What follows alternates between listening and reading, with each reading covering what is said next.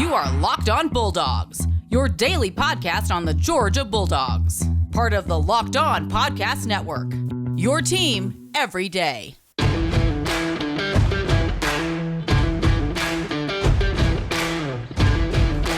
Hello and welcome to the Locked On Bulldogs podcast. Clint, This is a thing. here you are. Like, I'm not looking at the screen. You're here. You're there, and I'm here. Uh-huh. That must mean we're in Indianapolis. There. Indianapolis is right out there. What are we doing here, Clint? Look, here's the deal, y'all. Remember that time that your friend said, hey, I got a good idea. Yep. How about we go to Indianapolis for the national championship game, sink money, time, emotional energy, and hate ourselves the entire time? By friend, you mean executive producer, intern I didn't want to Michael. put him out there, but yes, executive producer, intern Michael said, guys, we're going to Indy. And we said, Okay. are we? Well, and yet here we are. Some people are leaders, Clint. Some people are sheep, and we are the latter of the two categories. Look, welcome to the podcast. We got a title sponsor today, Clint. What's today's episode is brought to you by Sonos. Sonos, great sounding official sponsor of college football. Check out Sonos.com for more information. Yeah, so it's the national championship game tonight. Just in a few hours. It's Monday morning as we're recording this.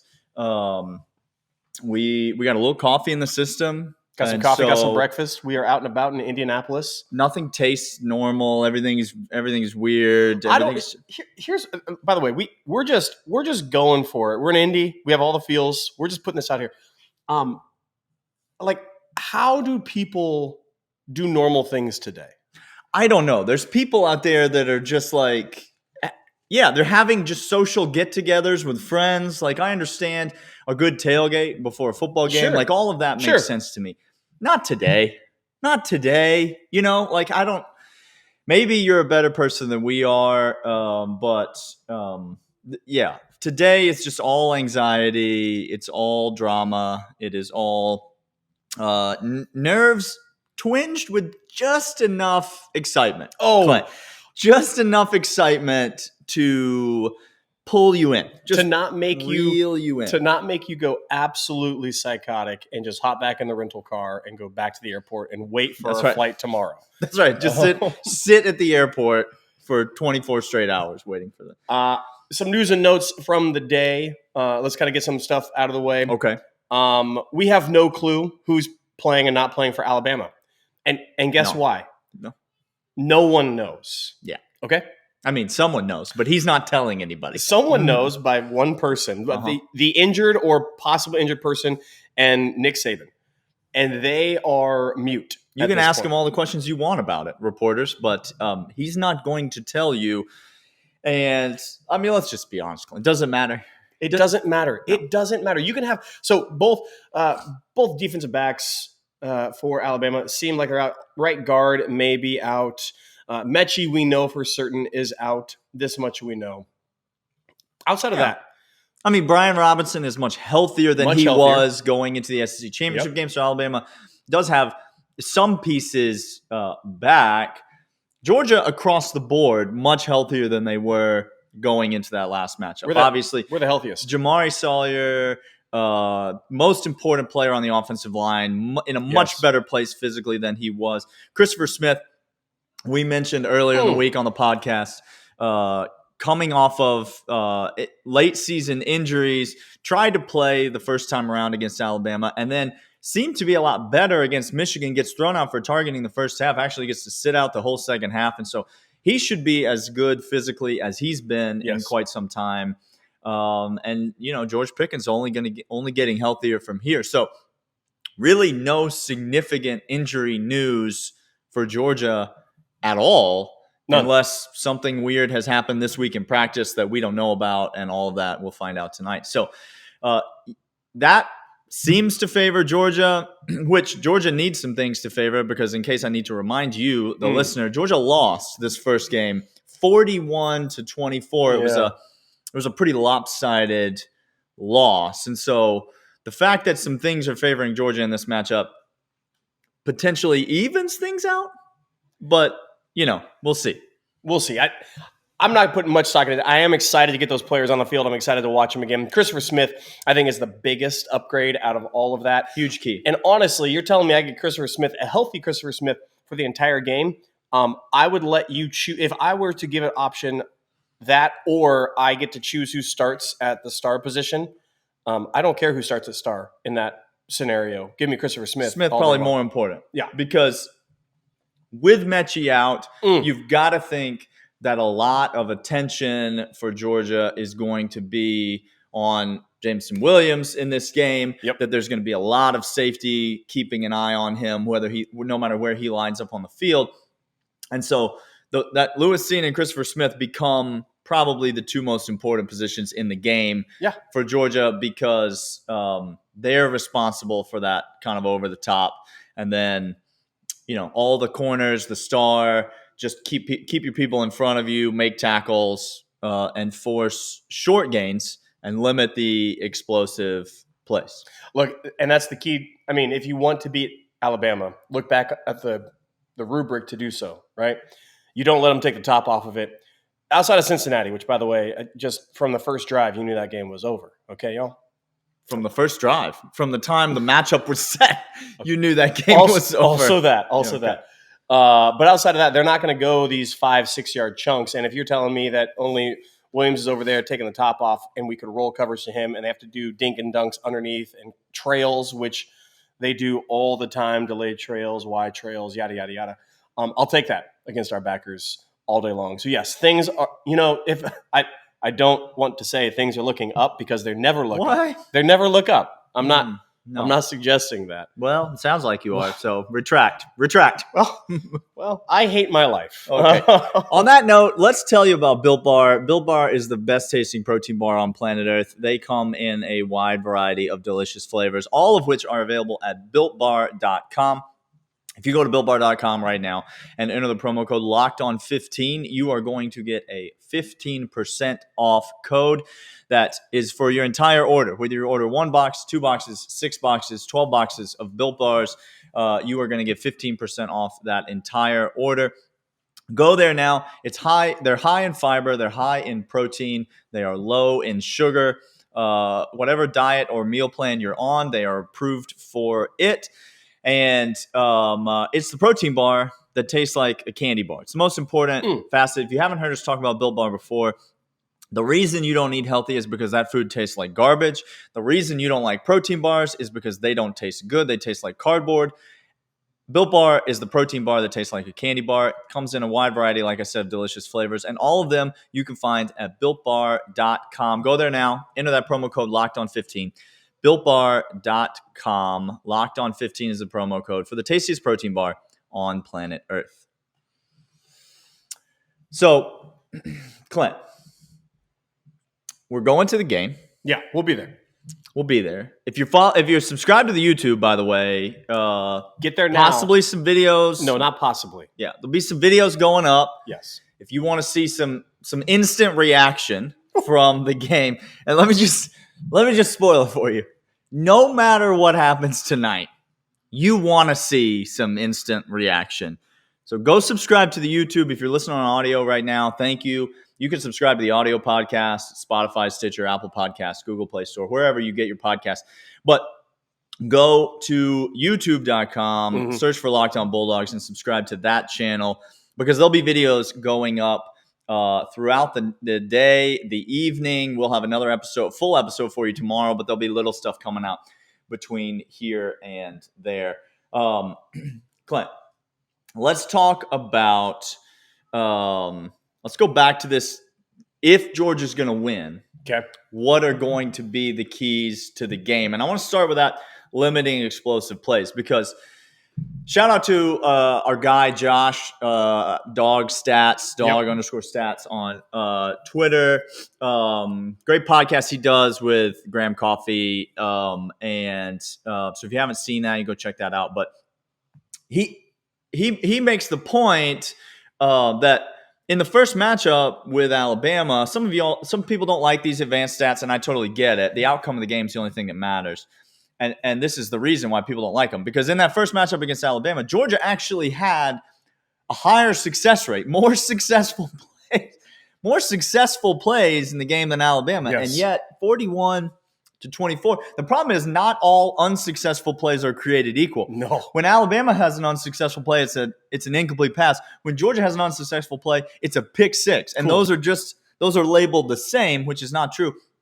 But when you look at something like that, what it tells you is that the thing that killed Georgia specifically defensively, which Georgia allowed 34 points by its defense in the game, which is an absurd number.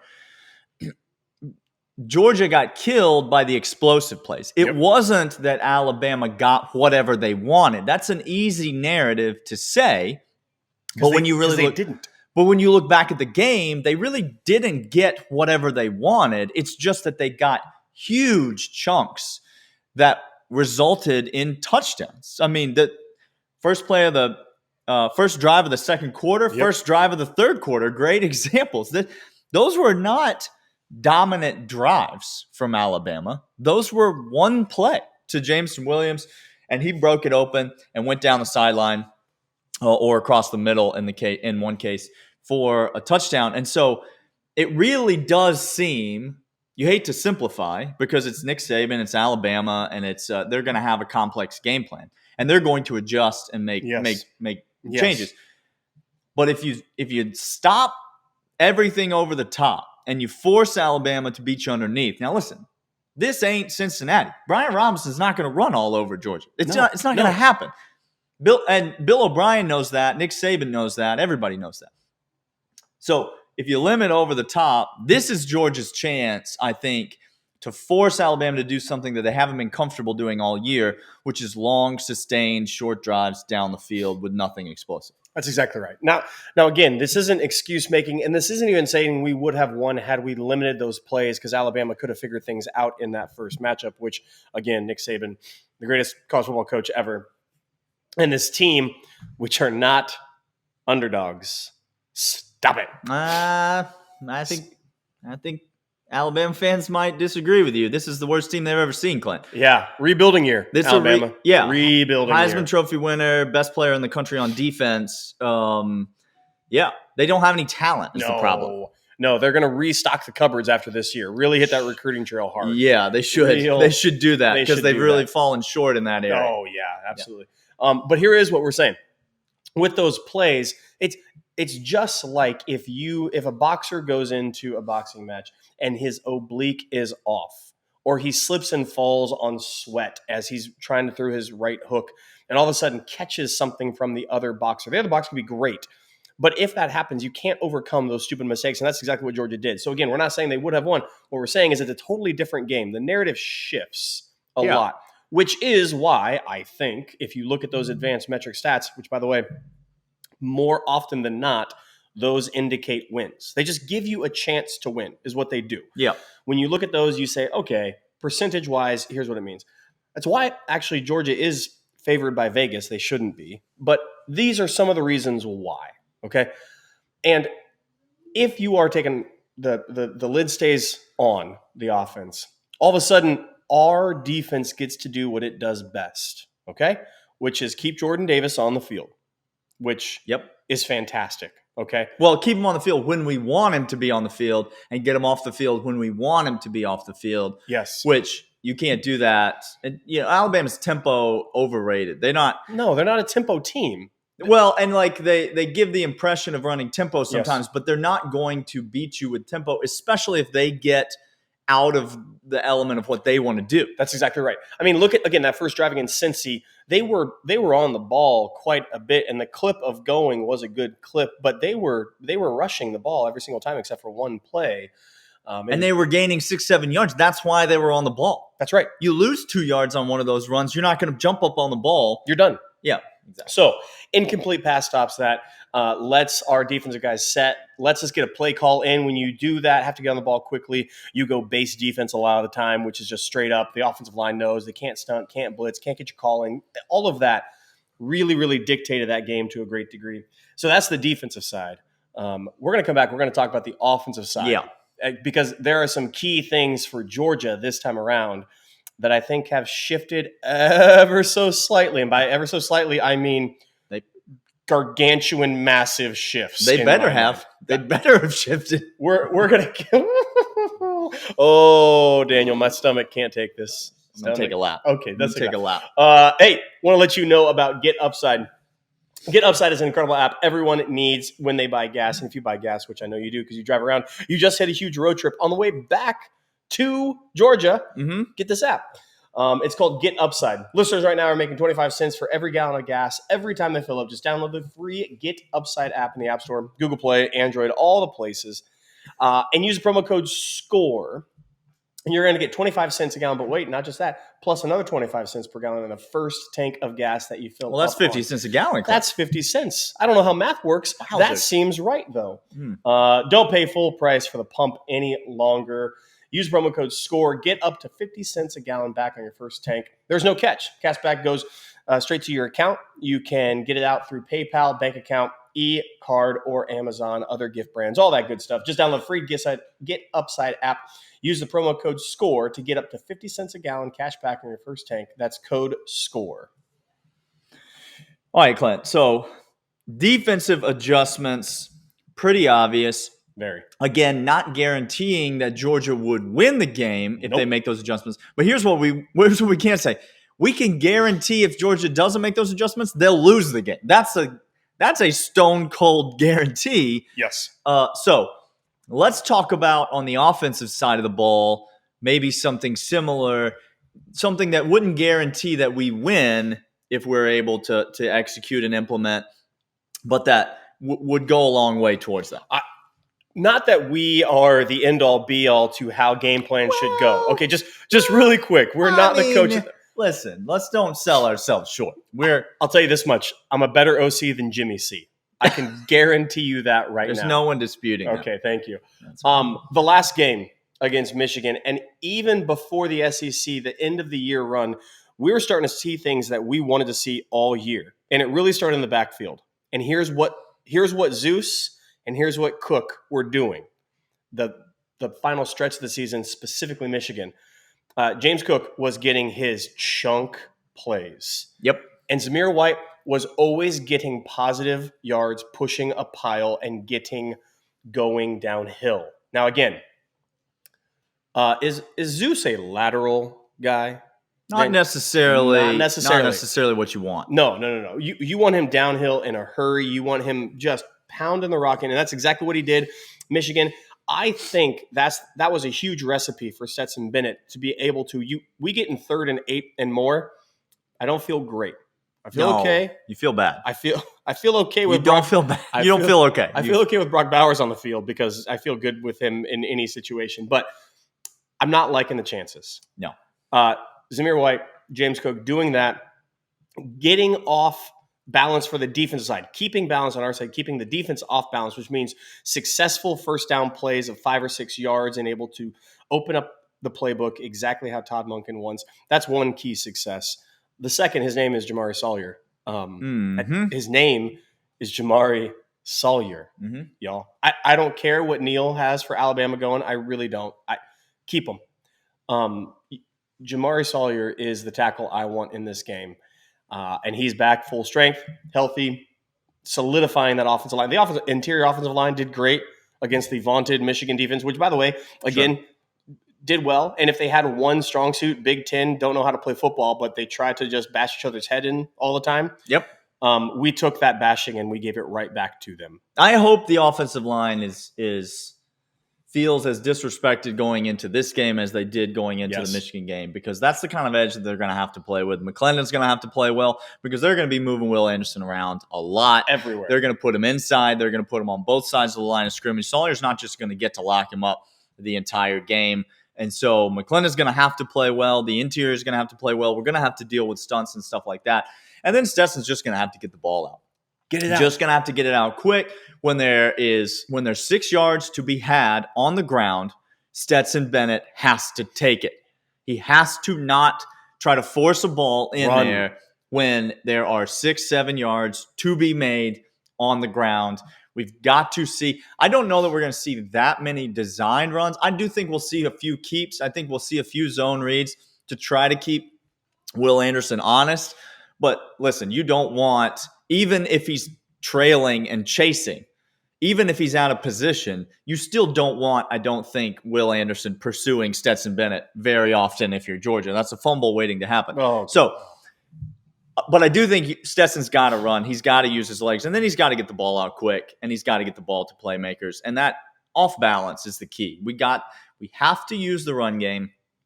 I don't think Georgia has to run the ball for 200 yards to win this game. I don't think that we have to have a dominant performance in the run game. But I do think we have to run the ball enough to keep Alabama's defense off balance. And that is predicated, I think, primarily on Zamir White. James Cook might be the most important offensive player in this game for Georgia. But I think Zamir White needs to have a good game for Georgia to win, because he does something, to your point, that no one else on the team does. No one else on the team can do what he can do. He's the Brian Robinson of Georgia. The difference is, despite what the very insightful comments on the YouTube channel say, Alabama's run defense is not even the same neighborhood as Georgia's run defense. Again, unsuccessful plays, you can have an incomplete or a pick six. They both go down in the statistical category as unsuccessful. Run defense may look good, but they're not the same, y'all. Stop playing that game. It's not the same. And so Alabama, I think, is going to need Brian Robinson in this game to win. And I think Georgia's going to need Zamir White in this game to win. And so if you're looking for something that would give you even the slightest margin of hope for Georgia, you got to like Georgia's chances of getting Zamir White involved at least as much, if not more, than Alabama's chances of getting Brian Robinson involved. Yes. And here's my last key. We saw in the Michigan game again, not only were the tackles holding down the defensive ends, but the outside blocking way on the edge, outside the hashes by wide receivers and tight ends, was exceptional in the Michigan game. Underrated aspect of injured DBs. Sure, coverage is key. But do you know what DBs aren't really accustomed to every single day in practice a lot? Tackling and taking on blockers. That's exactly right. They do 7-on-7 for days. All right, you split up the program a little bit, and DBs want to focus on defending the pass. That's good and well. I think we'll be able to pass. But if you're telling me also that I get our big body tight ends and big body receivers out on perimeter blocking, absolutely. Ooh, all of a sudden that opens that up, and all of a sudden when they don't want to tackle, look at Keely Ringo. It took him a couple of games in to realize how to get off a block on a screen and come up in the run game and do support on the edge. Yeah. If that's not there, and all of a sudden Zamir does that, we saw that toss a couple times in Michigan when we needed 3-4 yards. All of a sudden that DB don't want none of that smoke. No, not from Big O coming out in a full sprint. Oh, no, the man's name is Kool-Aid. He doesn't want any part of that. Okay, the man's name, he does not want any of Big O coming at him. All right, Clint, we're about to head to Lucas Oil. Oh, gosh. And so the people need it. By the time a lot of people watch this, the game's already going to be over, so people just going to be watching this to laugh at you. Alabama fan, how you doing? Just watching this to laugh at you. Yeah. I need a score. I need a prediction for the game.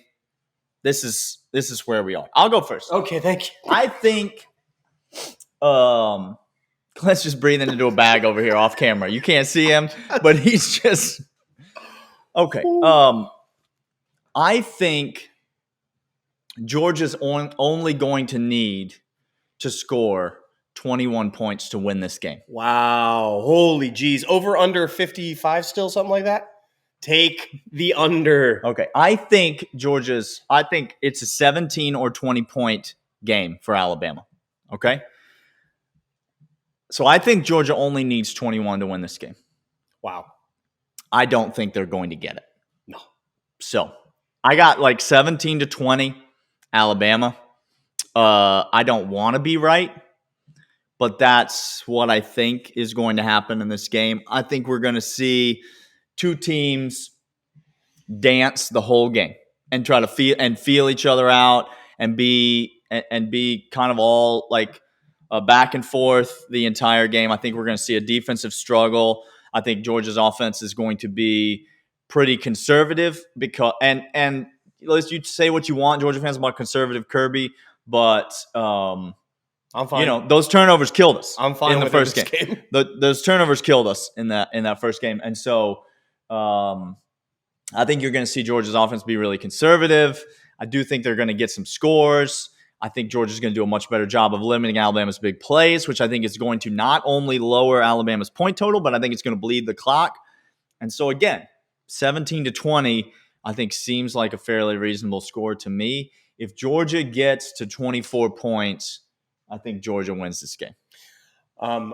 It feels like most of the national championships has been big blowouts or back and forth actions. And we talked earlier in the week that if it's back and forth, I actually am okay with Georgia's chances if we don't go more than 2 possessions out. We go out more than 2 possessions out, I think the game totally flips the script, and I don't like it in any bit. 21 points. That's, by the way, the line is over under 52.5, right? So went down from 55. Went down. By the way, Georgia now 2-point favorite on betting lines. A lot of money came in on Bama, and which moved the line down. I'm really interested to see money bags being dropped today. Real curious by that. Okay. Mm-hmm. Real curious. I got 24-21. Daniel, right? The 52 mark, it was 55. I may come down off of that a little bit, but 24-21. And I think a field goal, and I don't think it's going to come late. I think as this game gets going, okay, I don't think we're going to see more scores near the end of the game, nor the beginning. The second and third quarters probably going to be real crucial. Going into halftime, coming out of halftime. Okay, I think it's going to be more possession battle, more fourth down going for it in the fourth quarter. And I think the game, there might not be a score in the fourth quarter. Is what I'm saying. I think the game will be decided by then coming out of the third. 24-21, Georgia.